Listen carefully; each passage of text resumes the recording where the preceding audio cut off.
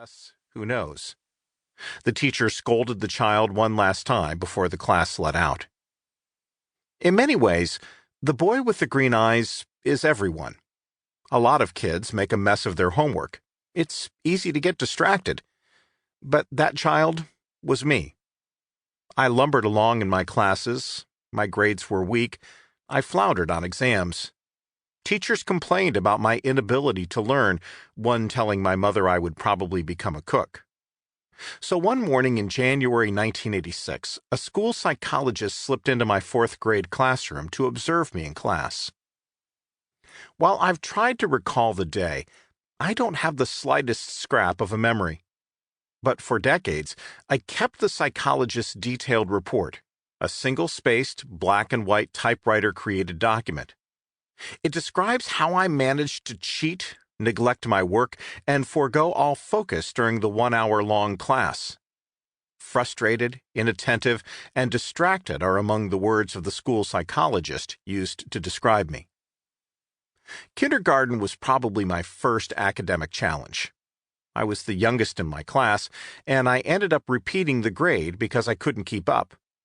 In elementary school, teachers sent me for special testing, and I filled in the bubbles of a long list of unpronounceable psychological exams that sound today like a bit of Psych 101.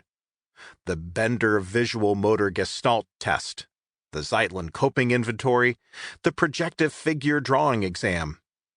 For a few years in middle school, I spent a few hours each week in special education, a holding pen for cranks and misfits, social oddities, and academic outliers.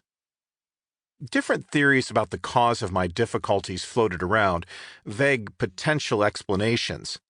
One account held that I was slow to learn because my immigrant parents spoke German at home. Others claimed that I had an auditory problem, that my brain wasn't wired correctly when it came to listening. Still others believed I lacked intelligence, that almost magical ability to think through issues and solve problems. There's a bit of accuracy to each of these theories. My parents have lived in this country for decades, yet they still sometimes slip into German while speaking English. I do indeed have a learning disorder that makes it difficult to follow auditory details, and I still have a hard time following verbal directions. And let's be clear, I'm no genius. There's another perspective on what happened, though, and when I look back now, it seems that I didn't know how to learn. I didn't have ways to think about my thinking. I didn't ask myself questions or set goals or even know what it meant to know something. The ability to learn appeared beyond me, and it left me lost, as the school psychologist wrote in her evaluation. With the help of some teachers, I eventually developed a few basic learning strategies. I would ask myself questions like, do I really know this? Did I understand the underlying logic of what I was learning?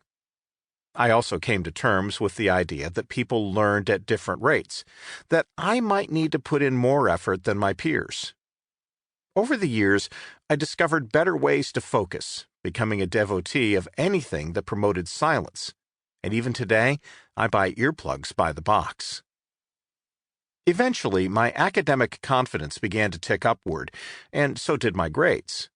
Student government became an interest. So did sports, track, basketball, cross-country. I did well on my college admissions exams, and then, with a bit of luck and a lot of work, a thick envelope from an Ivy League college arrived in the mail. My academic experiences are not the basis for this book. In fact, if you compare my experience to the experiences of those stuck in dead-end colleges or bad corporate training, I had it great. Supportive parents, well-funded schools, generally caring teachers. Plus, my auditory disability makes me less than representative. But in the end, my experience drove an interest, one that developed into a career, and today I believe that a lot of people are like an early version of me. They don't think much about the best way to gain new knowledge and skills.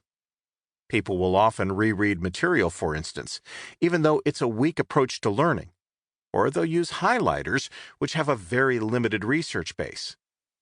People also won't reflect on their skills or track their progress, despite the live